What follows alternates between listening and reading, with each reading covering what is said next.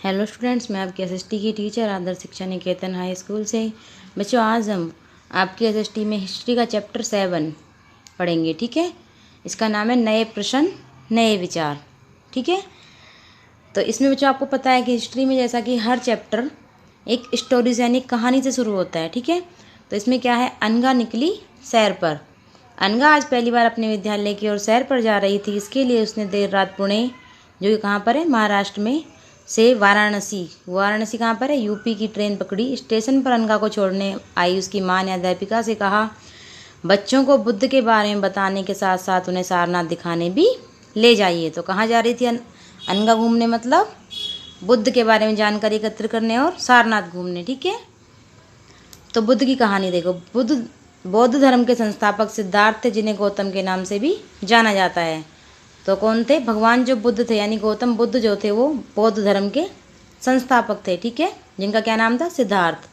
उनका जन्म लगभग 2500 वर्ष पूर्व हुआ था। यह वह समय था जब लोगों के जीवन में तेजी से परिवर्तन हो रहे थे। जैसा कि तुमने अध्याय 6 में पढ़ा, महाजनपदों के कुछ राजा इस समय बहुत शक्तिशाली हो गए थे। हजारों सालों के बाद फिर से नगर उभर रहे थे। गांवों के जीवन में बदलाव आ रहा था। बहुत से विचारक इन परिवर्तनों को समझने का प्रयास कर रहे थे। वे जीवन के सच्चे अर्थ को भी जानना चाह रहे थे। बुद्ध क्षत्रिय थे। क्या थे, बुद्ध क्षत्रिय थे। हमने 4 वर्ण पढ़े थे, तो कौन से वर्ण में थे, क्षत्रिय। ठीक है, तथा शाक्य नामक एक छोटे से गण से संबंधित थे। युवावस्था में ही ज्ञान की खोज में उन्होंने घर के सुखों को छोड़ दिया। अनेक वर्षों तक वे भ्रमण करते रहे तथा अन्य विचारकों से मिलकर चर्चा करते रहे। अंततः ज्ञान की प्राप्ति के लिए उन्होंने स्वयं ही रास्ता ढूंढने का निश्चय किया।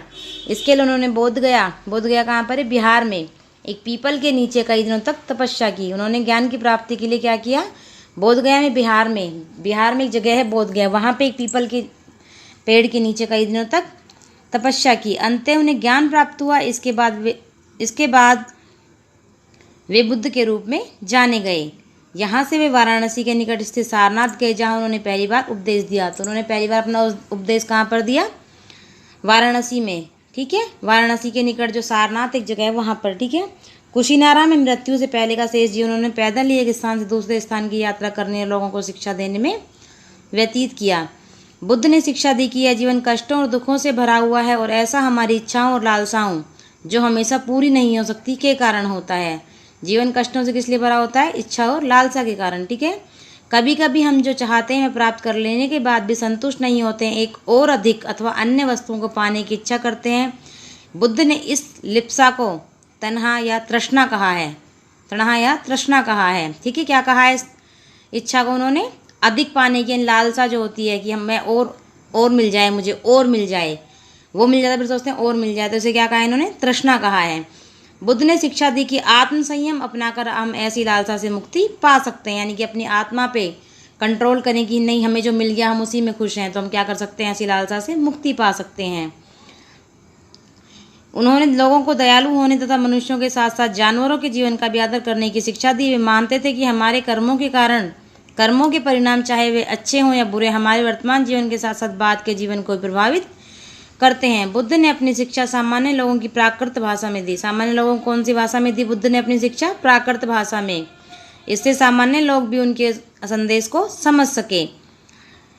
बुद्ध ने कहा कि लोग किसी शिक्षा को केवल इसलिए नहीं स्वीकार करें कि यह उनका उपदेश है, बल्कि वे उसे अपने विवेक से मापें। आओ देखो उन्होंने ऐसा किस प्रकार किया। जो यहाँ पे आपको बच्चों चित्र दिख रहा है, ये देखो क्या है, सारनाथ स्तूप है।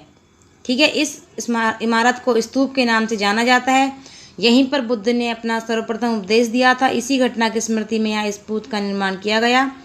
अध्याय 12 में तुम इन स्तूपों के बारे में आगे और अधिक पढ़ोगे। ठीक है, जो ये स्तूप है बच्चों यहाँ पे दिखाया गया है, इसके बारे में हम अध्याय 12 में पढ़ेंगे।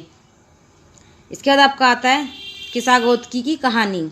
यह बुद्ध के विषय में एक प्रसिद्ध कहानी है। यह एक समय की बात है कि गौतमी नामक एक स्त्री का पुत्र मर गया। इस बात से बहुत दुखी हुई कि वह अपने बच्चे को गोद में लिए नगर की सड़कों पर घूम घूम कर लोगों से प्रार्थना करने लगी, कोई उनके पुत्र को जीवित कर दे। एक भला व्यक्ति उसे बुद्ध के पास ले गया। बुद्ध ने कहा, मुझे एक मुट्ठी सरसों के बीज ला कर दो, मैं तुम्हारे पुत्र को जीवित कर दूंगा। किसा गौतमी बहुत प्रसन्न हुई, पर जैसे बीज लाने के लिए जाने लगी, बुद्ध ने रोका, ये बीज ऐसे घर से मांग कर लाओ जहाँ किसी की मृत्यु नहीं हुई हो।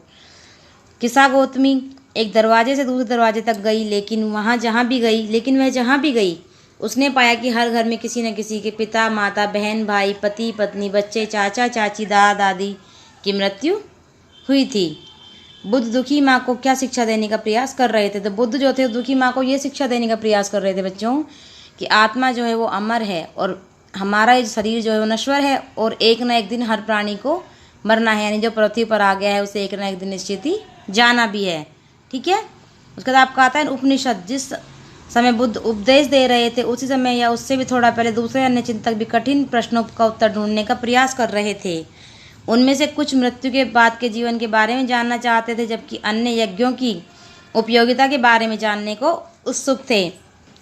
इनमें से अधिकांश चिंतकों को यह मानना था कि इस विश्व में कुछ तो ऐसा है जो कि स्थायी है और जो मृत्यु के बाद भी बचा रहता है। उन्होंने इसका वर्णन आत्मा एवं ब्रह्म अथवा सार्वभौम आत्मा के रूप में किया है। वे मानते थे कि अंत आत्मा तथा ब्रह्म एक ही है। वो क्या मानते थे? आत्मा और ब्रह्म दोनों क्या है? एक ही है।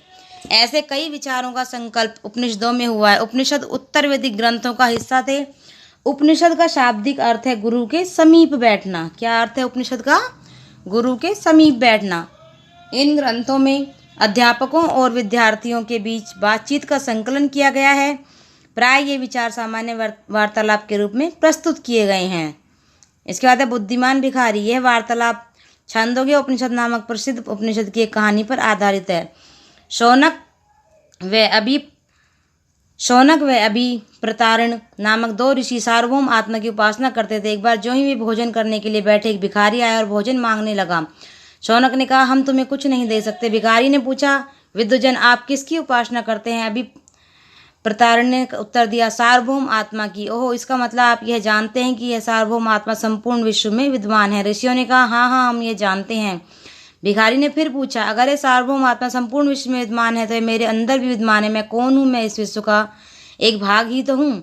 तुम सत्य बोलते हो युवा ब्राह्मण, इसलिए हे ऋषियों, मुझे भोजन न देकर आप उस सार्वभौम आत्मा को भोजन देने से मना कर रहे हैं। भिखारी की बात की सच्चाई जानकर ऋषियों ने उसे भोजन दे दिया। ठीक है, यानी कि सार्वभौम आत्मा क्या है? सब में समान है, सब मनुष्यों में है, संपूर्ण विश्व में है। इन चर्चाओं में भाग लेने अधिकांशतः पुरुष ब्राह्मण तथा राजा होते थे। कभी कभी गार्गी जैसे स्त्री विचारकों का भी उल्लेख मिलता है। विद्वता के लिए प्रसिद्ध गार्गी राज दरबारों में होने वाले वाद विवाद में भाग लिया करती थी। निर्धन व्यक्ति इस तरह के वाद विवाद में बहुत कम ही हिस्सा लेते थे। इस तरह का एक प्रसिद्ध अपवाद सत्यकाम जाबाल का है। सत्यकाम जाबाल का नाम उसकी दासी माँ के नाम पर पड़ा। सत्यकाम के मन में सत्य जानने की तीव्र जिज्ञासा उत्पन्न हुई। गौतम नामक एक ब्राह्मण ने उन्हें अपने विद्यार्थी के रूप में स्वीकार किया तथा वह अपने समय के सर्वाधिक प्रसिद्ध विचारकों में से एक बन गए। उपनिषदों के कई विचारों का विकास बाद में प्रसिद्ध विचारक शंकराचार्य के द्वारा किया गया, जिनके बारे में तुम कक्षा 7 में पढ़ोगे। ठीक है, आया समझ में इतना? आज बच्चों हम इतना ही पढ़ेंगे, आगे हम कल देखेंगे। ठीक है, यानी कि जो हमारी नेक्स्ट क्लास होगी उसमें पढ़ेंगे। आज इतना ही हमने भगवान बुद्ध के बारे में कि कैसे कैसे उन्होंने उपनिषद दिया, कैसे वो भगवान बने, यानी कैसे उन्हें बौद्ध धर्म की उन्होंने स्थापना की, इन सब के बारे में पढ़ा। ठीक है, आज के लिए इतना ही। ओके बच्चों, थैंक यू।